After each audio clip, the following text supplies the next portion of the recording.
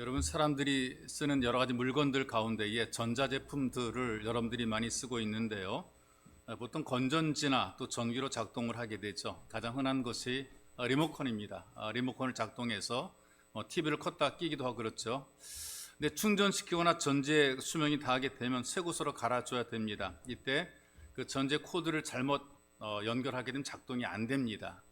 아무리 새로 산 건전지라도 홀로 튀어나온 플러스 부분이 있고 밋밋한 마이너스 부분이 있는데 이걸 잘못 맞춰 연결하게 되면 작동이 안 되는 거예요. 제대로 맞춰야지만 작동이 된다는 말이죠. 그리고 우리가 쓰는 지금 이 전기 환하게 들어오게 되고 그다음에 또 온풍기도 돌아가기도 하고요. 마이크도 작동되기도 하는데요. 이 많은 수많은 코드들이 있습니다. 이 연결이 서로 제대로 돼야 서로 코드를 맞추어서 연결이 돼야 작동이 되는 거죠. 마이크 나오는 것도 그렇고요. 온풍기도 마찬가지고요. 불이 들어오는 것도 동일합니다. 잘못 연결하게 되면 오히려 작동하는 기계가 멈추게 돼 있어요. 때로는 합선이라 그래가지고 오히려 화재가 발생하는 경우들이 있단 말이죠. 그래서 같은 코드끼리 연결을 해야 됩니다. 신앙생활도 마찬가지거든요. 우리가 하나님 말씀의 코드를 맞추는 것, 하나님 말씀의 마음을 맞추는 것, 하나님의 관심에, 하나님의 마음에 우리가 맞추어 살아갈 때에 신앙생활이 제대로 작동이 되는 거예요. 신앙생활이 하나님께 맞춰 살아가는 생활이고요. 다르게 표현하게 되면 말씀에 순종한다 이렇게 우리가 쉽게 표현할 수가 있겠죠. 하나님을 여러분들에게 맞추려고 하지 마십시오. 내가 원하는 대로 해주셔야만 된다고 여러분들이 고집해서는 안 됩니다. 여러분들이 가지고 있는 소원들이 있을 거예요. 여러분들이 원하는 꿈들이 있을 거예요. 그런데 이것을 이루기 위해서 하나님을 억지로 끌어다가 여러분들의 뜻에 맞추려고 하지 마시고 하나님께서 원하시는 것이 무엇인가를 한번 생각해 보시기 바랍니다. 곰곰이 생각해 보세요. 하나님 나를 예수 믿게 만드시고 나를 부르셨습니다. 예배를 드리게 하셨거든요. 오늘 이 메시지를 듣게 만들어 놓으셨단 말이죠. 그렇다면 하나님의 관심은 어디에 있을까? 하나님께서 내게 원하시는 것은 무엇일까? 내가 어떤 사람이 되기를 원하실까? 이걸 우리가 하나님의 마음을 보고 하나님의 관심에 나도 거기에 맞춰 살게 될 때 이게 복 있는 삶이 되고 은혜로운 삶이 되는 것입니다. 그 중국의 그 위대한 성인들이라고 하는 사람들 가운데 끝에 자자가 들어간 사람들이 많아요. 공자, 맹자, 순자. 근데 그 중에 장자라는 사람이 있어요. 밤나무 밭을 지나간단 말이죠. 근데 꽁 한 마리가 날아가면서 이 장자 이마를 팍스치고 날아가서 밤나무에 딱 앉았어요. 그러니까 그걸 딱 보는 순간에 이 장자의 마음속에 저 꽁을 내가 잡아야 되겠다는 생각이 들었어요. 돌멩이 하나를 딱 들고 살금살금 거리를 좁혀갑니다. 꽁이 있는 나무로 가까이 다가가는 거죠. 돌을 던지려고 하다 보게 되니까 꽁이 그 밤나무에 있는 사마귀를 잡아먹으려고 노리고 있는 거예요. 이 꽁이 그 요놈 사마귀를 잡아 노리고 있는 거예요. 그 사마귀를 보니까 사마귀는 나무에 붙어있는 매미를 먹으려고 또 노리고 있단 말이죠. 그러니까 서로 자기가 먹으려고 하는 자기 먹이에, 자기의 관심에, 자기의 목적에 몰두해 있게 되니까 자기에게 다가오는 위험을 모르는 거예요. 지금 자기가 잘못하면 먹혀 죽을 판국인데 자기에게 다가오는 위험은 모르고 요거 잡아야 되겠다는 그런 목적만 가지고 있는 거란 말이죠. 이때 장자가 깨달았어요. 야, 이 사람들이 눈앞에 보이는 자기 이익에만 관심을 가지고 살다 보니까 결국은 자기도 망하게 되겠구나. 내가 꽁을 죽일 필요가 없겠다라고 포기하고 밤나무 숲을 나오게 됩니다. 그랬더니 이번에는 이 밤나무 집 밤나무 주인이 장자한테 밤도둑이라고 욕을 막 퍼붓는 거란 말이죠. 서로 이해라든가 생각이라든가 관심이라든가 이 보는 것들이 서로 다르게 되니까 다른 생각, 다른 마음을 품고 살아가는 거란 말이죠. 목적이 다른 거예요. 관심이 다른 거란 말이죠. 그러니까 부딪히게 되고 그러니까 다툼이 만들어지게 되는 거란 말이죠. 그러니까 생각이 다른 사람들끼리 모이면 마음이 같지 않은 사람끼리 모이게 되면 모일수록 말이 많아지게 돼요. 하는 일들은 안 되는데 말만 많아지게 되고 다툼이 많이 일어나게 되어 있는 거란 말이죠. 여러분들이 그 사람들의 관심들이 너무나 다른 것을 보게 돼요. 원하는 목적이 서로 다르단 말이죠. 내 이권과 내 목적에 관심 많아요. 배고픈 사람 먹을 것이 굉장히 관심이 많단 말이죠. 그래서 하는 말을 들어보거나 또 하는 행동을 보게 되면 그 사람의 생각이 지금 어떤지 관심이 무엇인지 직업이 무엇인지 이걸 미리 짐작을 하게 되는 거예요.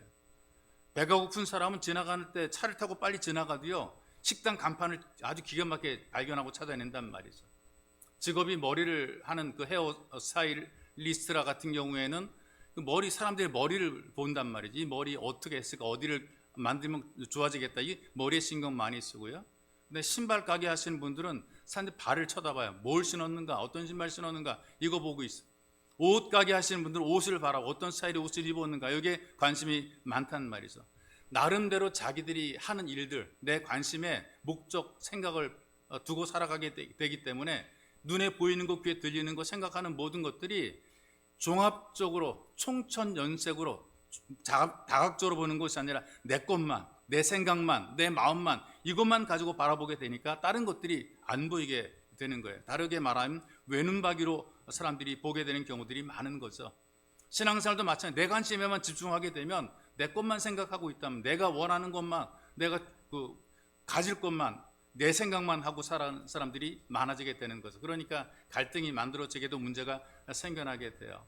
말씀을 들을 때도 마찬가지입니다. 다 똑같이 들어도요, 여러 이 말씀들 가운데 자기가 듣는 말씀은, 내 관심에 있는 말씀은 마음속에 들려지게 되고 다른 것들은 다 그냥 스쳐 지나가는 경우들이 굉장히 많아요. 어느 주일날 목사님께서 열심히 설교를 하시는데, 목사님 연로하신 목사님이에요. 힘차게 설교할 때 할렐루야 아멘 하게 되면 할 때도 입이 발음이 튀어나오게 되고 아멘 할 때도 튀어나오게 되는데, 양반이 성령 충만해서 힘차게 말씀을 하는데 갑자기 입에서 확 튀어나오는 거예요. 근데 목사님이 틀니를 사용하시거든요. 하는데 틀니가 빠져나오니까는 또 목사님이 잽싸게 딱 막았어요. 원이 지켜놨단 말이죠. 그 모습 보는 성도들이 웃기는 거예요. 그러니까 웃음을 참느라고 다 막 열심히 참고 있는데 누군가 그 웃음 참는 그 사이에서 나이스 캐쳐, 누구냐면 야구 심판하시는 집사님이거든요. 자기 관심이 야구에 있었기 때문에 탁 막는 거 보고 나이스 캐쳐 이렇게 얘기를 했단 말이죠. 많은 사람들의 관심이 다 자기가 원하는 것, 보는 것, 거기에 관심이 있는 거란 말이에요. 근데 공통적인 관심은 어떤 것인가? 경제적인 거죠. 쉽게 말하면 돈입니다. 잘 되면 잘 되는 대로, 안 되면 안 되는 대로 관심의 초점이 경제에서 만몬입니다. 그래서 앉아나 서나 자나깨나 어디서나 돈, 이 만몬에 대한 관심이 굉장히 많은 거예요. 이 현실의 문제이기 때문에 그렇단 말이죠. 그런데 과연 예수께서도 그러실까? 우리가 원하고 생각하는 것처럼 만몬의 관심을 가지고 우리들에게 충족시켜주길 원하시는가? 성경의 말씀을 보게 되면 그렇지 않더라는 얘기죠. 하나님의 관심은 영혼의 구원입니다. 영혼의 구원이 하나님의 관심인데요, 주님께서 원하시는 관심과 우리의 관심이 다르니까 오해가 생기는 거죠. 그리고 이 하나님에게 우리 생각을 맞추지 못하고 주님의 생각에 우리 마음을 맞추지 못하게 되니까 갈등의 요인이 되는 겁니다. 이게 오늘 봉독한 말씀의 내용이거든요. 자, 지금 예수님의 관심과 제자들의 관심이 서로 다르잖아요. 예수님께서는 십자가의 고난을 생각하고 계시는 거예요.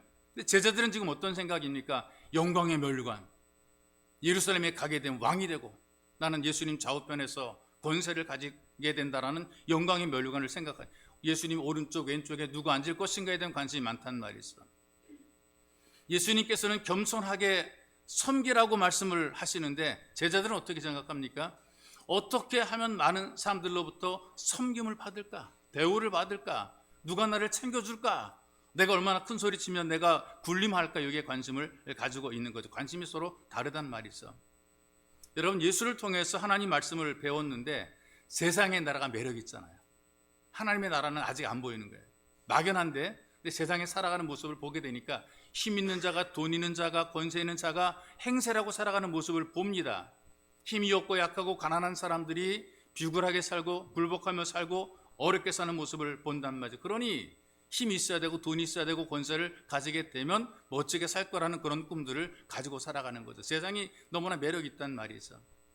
예수님이 죽음을 말씀하십니다. 그런데도 불구하고 제자들은 더 높은 자리를 차지하려고 자기들끼리 싸우고 있잖아요. 누가 더 높은 자리에 앉을 것인가? 건방지게 감히 네가 나보다 더 앞장서? 이 생각을 하고 있어요. 그러니 이게 주님에게 생각을 맞추지 못하다 보게 되니까 자기들끼리 서로 갈등을 하고 있는 거란 말이죠. 지금 주님께서는 고난의 쓴잔을 지금 말씀을 하시는 거죠. 십자가의 죽음이라는 고난의 쓴잔을 말씀하시는데 제자들은 축배를 터뜨린, 축하의 축배, 드디어 예루살렘에서 내 주의, 내 목적이 성취가 되었다, 이 축배를 터뜨릴 그런 꿈을 꾸고 있는 거란 말이에요. 사람들은 영광의 자리에 관심이 많아요. 그러다 보게 되니까 자기들끼리도 분노하더라고요. 누가 더 많은 영광을 차지할 것인가?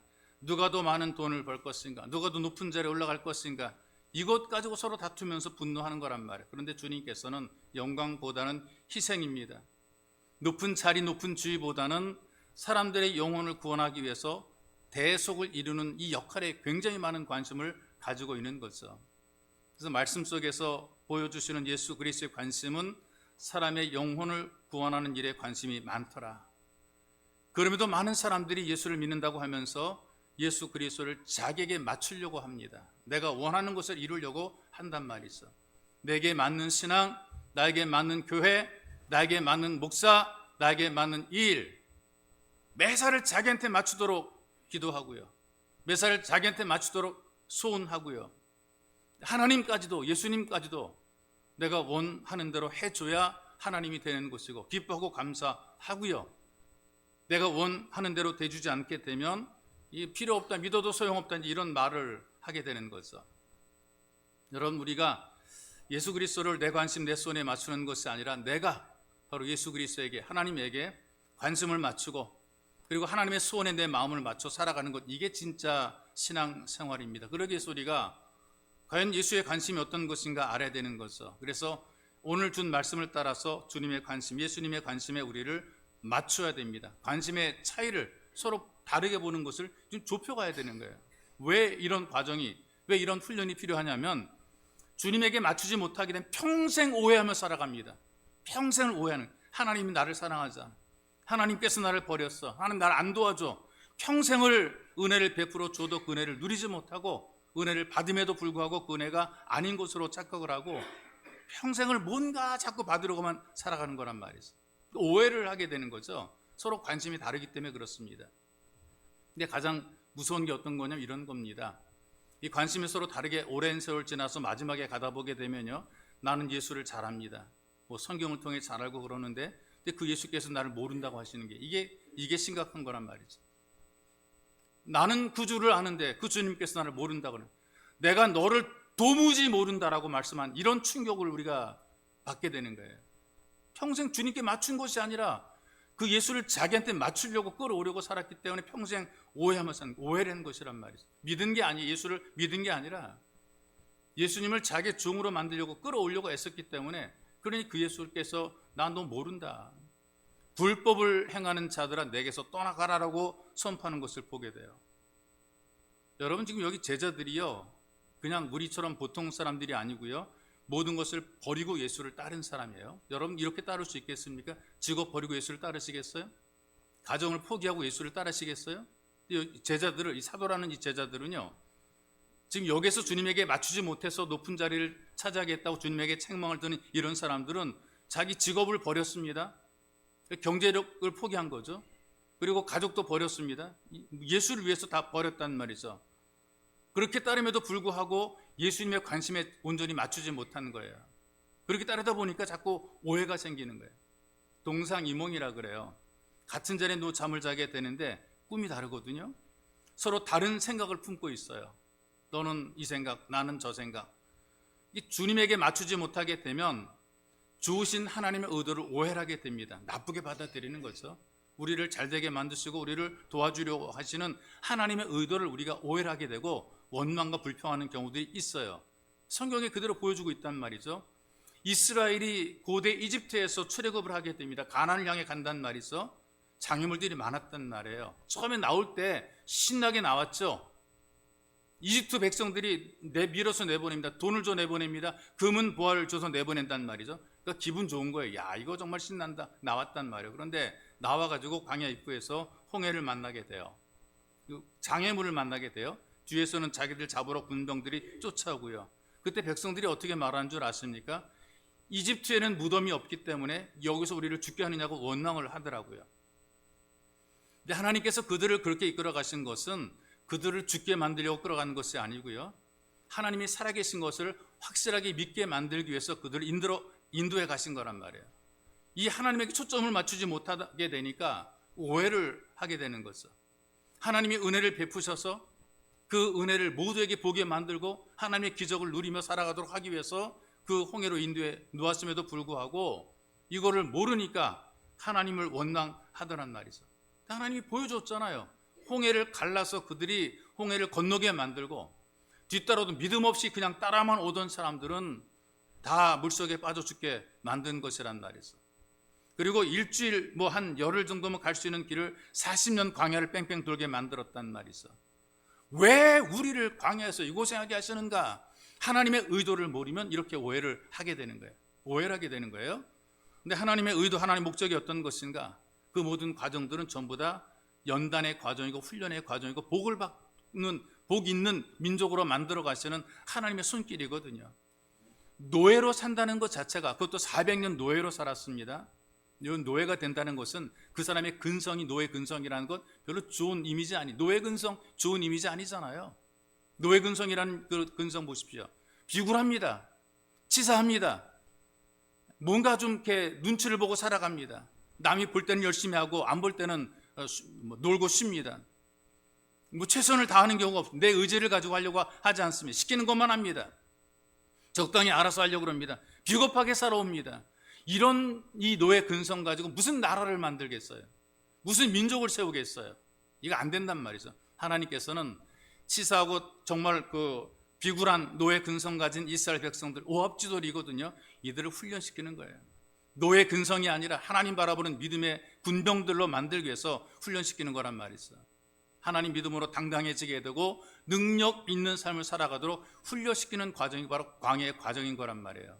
이걸 오해하게 되니까 우리를 죽이려고 끌어냈느냐, 무덤이 없어서 우리에게 이렇게 시키느냐, 온갖 소리를 하고 하나님을 원망하더란 말이에요. 그러더니 결국 그들이 다 광야에서 그대로 죽어버리고 마는 것입니다.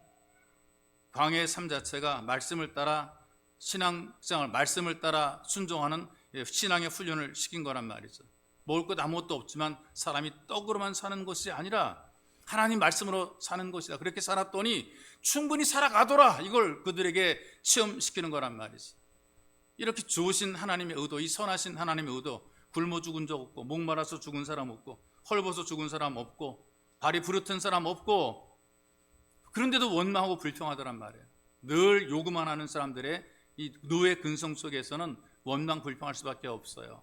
하나님과의 관심 맞지 않게 되니까, 하나님에게 초점을 맞추지 못하게 되니까 하나님을 온전히 믿지 못하게 되고 오해하다가 결국에는 비극적인 최후를 맞게 되는, 광야에서 다 죽었어요. 오늘 이 본문의 말씀 속에 보니까 예수님의 제자들을 보니까요, 서로 예수님에게 초점을 맞추지 못하고 예수님의 관심에 마음을 맞추지 못하게 되니까 자기들끼리 화목이 깨지잖아요.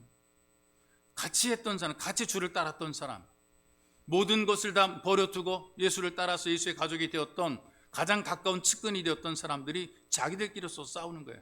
누가 더 잘났냐, 누가 더 높으냐, 갈등이 만들고 다툼이 일어나는 거란 말이죠. 그 중에서 이 가룟 유다 같은 사람 보세요. 스승을 대적자들에게 넘겨주고 돈 몇 푼 받고 양심의 가책으로 스스로 목매어 죽지 않습니까? 나머지 모든 제자들을 보세요. 스승 예수를 버리고 다 도망가 버리고 말잖아요. 왜 이렇게 되었는가?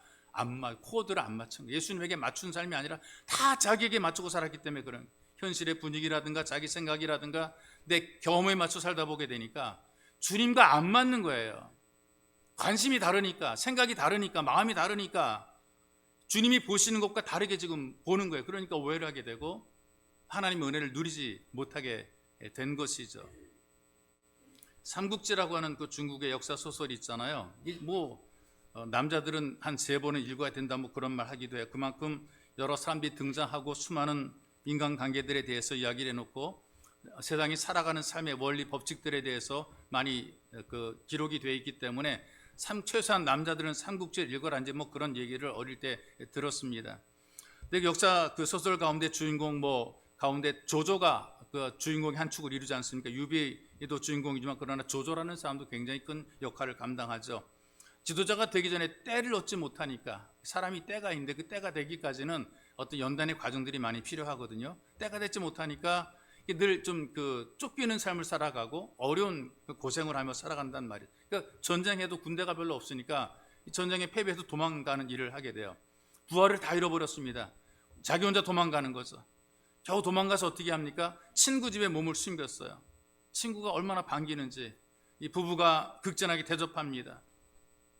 잘 먹여서 숨겨주고 편하게 쉬게 만들어 놓죠. 그런데 잠결에 깨보니까, 잠결에 깨있는 상태인데 바깥에서 소리가 들려요.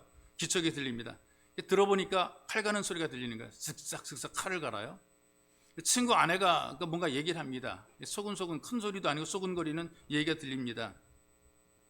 여보, 잘 갈아야 돼. 한 번에 해쳐야 돼. 한 번 해쳐야 돼. 조조 정신이 번쩍 들잖아요. 그 전쟁터에서 그 적들에게 수많은 어떤 그 공격을 받고 있었기 때문에 이 스파이들이 워낙 많고 자기를 암살하려고 하는 사람들이 많이 있기 때문에 늘 긴장이 되는 그런 상태란 말이죠. 목숨을 건져서 겨우 내가 살아왔는데 친구놈이 나를 배반하고 나를 죽이려고 하는구나. 서운한 생각이 들고 분노가 치밀어 오르게 되는 겁니다. 그래서 칼을 들고 나가서 단칼에 친구의 목을 베어버리고 말았어요. 친구 아내가 새파랗게 질려서 말도 못하고 벌벌 떨고 있습니다. 그런데 친구가 칼을 갈던 그 옆에는 돼지 한 마리가 묶여 있는 거예요. 이 조조의 친구는 돼지를 단칼에 잡으려고, 조조에게 대접하려고 자기 친구, 도망온 이 친구를 대접하려고 칼을 갈고 있었던 거예요. 친구를 위해서 했었던 건데 이 서로 생각이 다르고 관점이 안 맞게 되니까 조조는 자기를 죽이려고 자기를 쫓는 자에게 대해서만 관심이 있었고 암살당할까 봐 두려움 속에 있었고, 그래서 친구를 죽였고, 죽은 친구는 자기를 믿고 찾아온 손님에 대해서 정말 잘 대접하기 위해서 거기에 마음을 쓰고 있었던 거죠. 그래도 나를 믿고 찾아온 이 내 친구를 내가 잘 대접해 줘야 되겠다, 그런 마음이에요. 그런데 서로의 관심이 다르고 생각이 다르니까 사람을 잡잖아요. 이런 오해들이 사람을 잡게 되는 거란 말이죠. 여러분, 예수를 오래도록 믿어도 예수님에게 맞추지 못하고 살게 되면 예수를 오해하게 되고 결국에는 내가 너를 모른다라고 하는 이 절망적인 선언을 듣게 되는 거란 말이에요. 헛되이 경배하는 예배자가 될 수밖에 없는 거란 말이죠.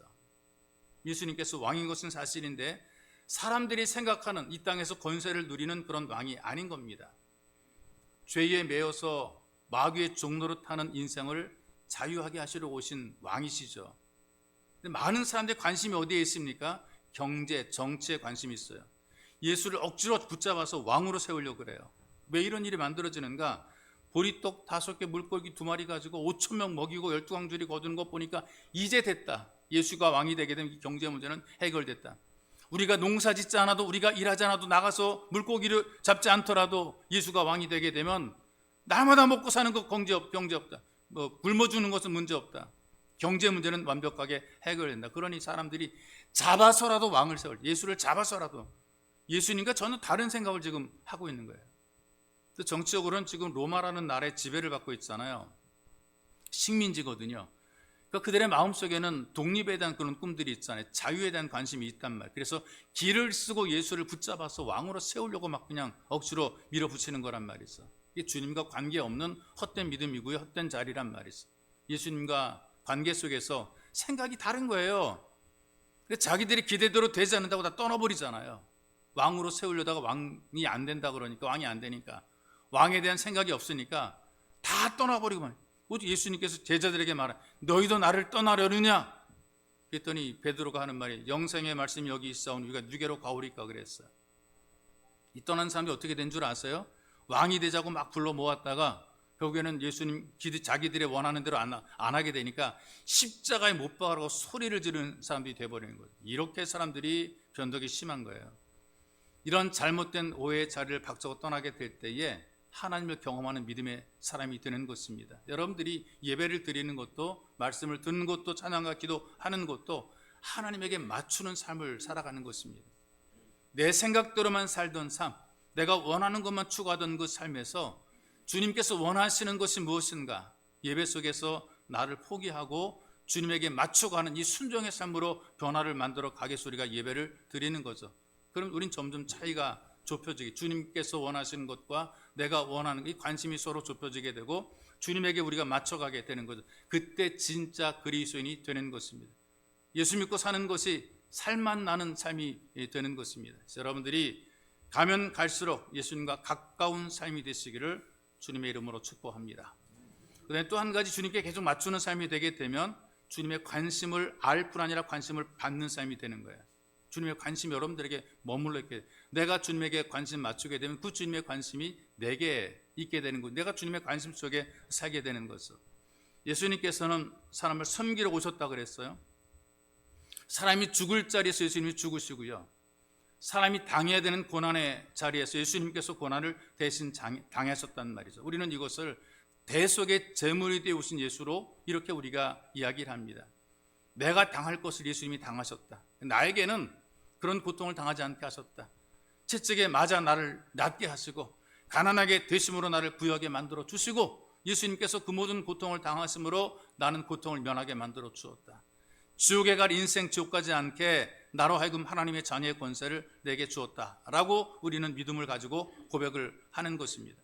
정말 예수님은 우리를 위해서 제물이 된 거란 말이죠. 이 예수님의 관심이 어디에 있는가? 죄인 된 사람에게 있어. 죄인 된 사람, 자기가 죄인인 것을 아는 이 죄인 된 사람에게 주님의 관심이 있었다는 것이죠. 그래서 성경에 이런 표현이 있습니다. 죄인 하나가 회개하면 회개할 것 없는 의인 99명보다 더 기쁘다 그래서 예수님께서 말씀하시잖아요. 내가 의인을 부르러 온 것이 아니요 죄인을 부르러 왔노라. 죄인 이래야 예수님께 부름을 받게 되는 거죠. 여러분, 예수님께서는 죄인에게 관심을 가졌어요. 자기가 죄인인 것을 인정하고 알고 사는 사람에게 관심을 가졌고 그들을 위해서 식사를 걸러가면서까지 전도했단 말이죠. 밥도 안 먹으면서 그 영혼을 구원하려고 그랬던 거예요. 나는 죄인입니다. 나는 부족합니다. 나는 은혜가 필요합니다라는 그런 마음속에 간절함이 있는 바로 그 사람들에게 주님께서 관심을 가지시고 그들에게 마음을 맞춰 주신 거라 그 말이에요. 여러분, 이 땅에 살면서 여러분들이 밥도 안 먹어가면서 관심 갖고 있는 게 뭐예요? 여러분들 어떤 관심을 가지고 있습니까? 우리가 믿지 않은 영혼, 구원받지 못한 영혼에 관심 가질 때 하나님께서 기뻐하는 거예요. 그것도 죄인된 사람, 내가 죄인이라고 인정하는 그 사람들에게 주님께서 관심이 머물러 있는 것이란 말이죠.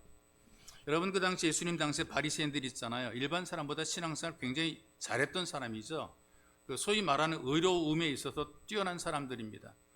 정말 잘 믿은 사람들이죠. 남보다 열심히 믿으려고 특별한 결심을 한 사람들이죠.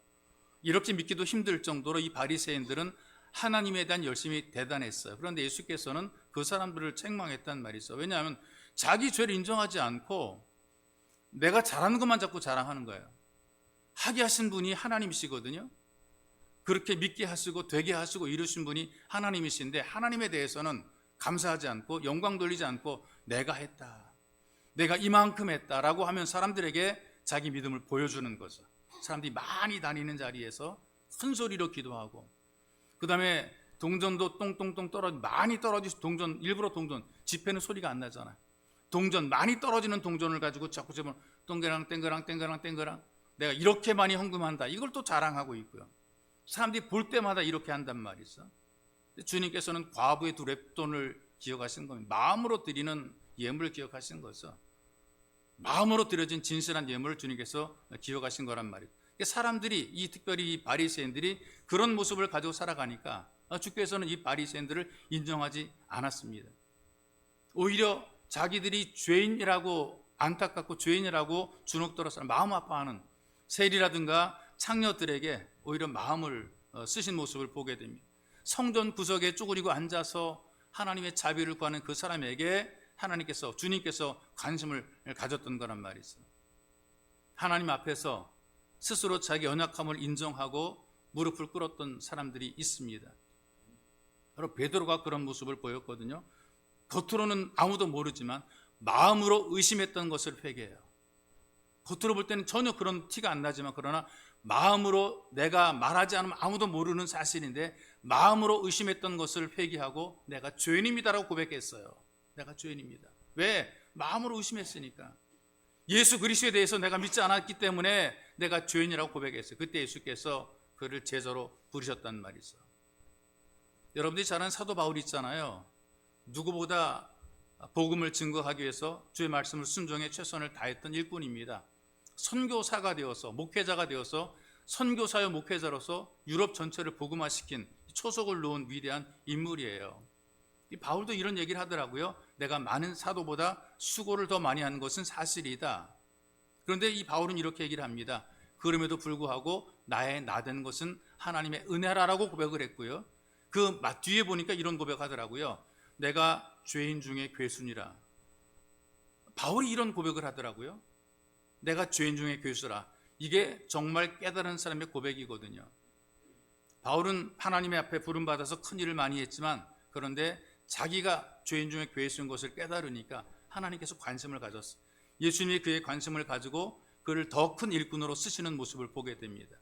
여러분과 제가 예수 믿고 구원받아서 하나님의 자녀가 됐는데 그렇다고 여러분과 제가 의인이 되는 것은 아니거든요. 그냥 의롭게 인정해 주는 거죠. 칭의라 그래서 의롭다 인정해 주는 것이란 말이에요. 그래서 우리가 우리의 죄인 된 것을 고백하고 주님께 나오게 되면 바로 그 주님의 관심이 나에게 있게 되는 것이고요. 이때부터 비로소 신앙의 첫걸음이 시작이 되는 거예요. 그냥 오래 다닌 것이 신앙의 첫걸음이 아니라 나는 정말 죄인이고 나는 주님의 은혜 없이는 살 수 없다라고 자기의 죄 있는 것을 인정하는 그때부터가 믿음의 첫걸음이 시작이 되는 거란 말이죠. 그럼 여러분 예배를 드릴 때마다 하나님 앞에서 내가 누구인가를 생각해야 되고요. 정말 죄 있는 것을 깨닫는다면 여러분들이 깨닫고 있다면 하나님의 관심이 여러분들에게 머물고 있다는 얘기예요. 나는 주님의 은혜 없이는 살 수 없다는 그런 간절함이 있는 사람들에게 하나님의 관심이 머물고 있는 것이고요. 하나님의 관심이 머물게 되면 그 사람은 앞으로 잘 될 사람입니다. 소망 있는 사람입니다. 그는 기적의 사람이 될 것입니다. 하나님의 관심이 바로 그 사람에게 있기 때문에 그는 잘 되고 하나님 은혜를 누리게 될 사람입니다. 하나님의 관심이 여러분들의 머무시기를 주의 이름으로 축복합니다. 그리고 하나님의 관심은 마음이 하나님께로 향하는 사람에게 있다는 것이죠. 성경에 이런 말씀이 있습니다. 역대하에 보게 되니까요. 하나님의 눈은 온 땅을 두루 감찰하사 하나님이 보신다 그랬어요. 전심으로 자기에게 향하는 자를 위하여 능력을 베푸신다. 누가 압니까? 하나님의 눈이 온 땅을 감찰하시는데 사람의 눈은 우리 아무리 보려고 해도 안 보이는데 하나님께서는 하나님에게 향하는 사람들을 위해서 능력을 베푸신다 그랬어요. 이게 진짜거든요. 몸은 같이 있어요. 근데 마음은 멀리 있는 사람들이 있단 말이죠. 몸은 같이 마음은 멀리 있습니다. 남들보다 가까이 있고 남들보다 많은 사랑을 받고서도 주님을 배반한 제자들이 있지 않습니까? 기적을 보고도 믿지 않고요. 말씀을 들어도 불순종하고요. 기적의 떡을 먹었거든요. 예수님께서 만든 기적의 떡을 먹었거든요. 배불리 먹었음에도 불구하고 예수를 비난한단 말이에요. 왜 이렇게 됩니까? 마음이 안 맞는 거예요. 마음이 떨어져 있는 거예요. 마음이 멀리 있는 것이란 말이죠. 하나님에게 마음이 있는 것이 아니고 주님에게 마음이 있는 것이 아니고 늘 나에게 마음이 있단 말이에요. 이게 어떤 마음이냐? 받으려고만 하는 마음이죠. 챙기려고만 하는 그런 마음이죠. 늘 받으려는 마음, 챙기려는 마음은요. 아무리 주어도 밑빠진 독이에요. 늘 원해요. 주어도 또 원해요. 돼도 또 다른 것도 원해요. 충족이 안 되면 계속해서 원하다가 안 되면 바꾸는 거예요. 까짓거 여기서 나와서 안 되면 채워주는 곳으로 얼마든지 갈아탄단 말이죠. 왜 그러냐? 마음이 안 맞는 거예요. 마음이 향해 있죠. 마음이 같은 마음이 아니기 때문에 그런 것이란 말이에요. 근데 보십시다.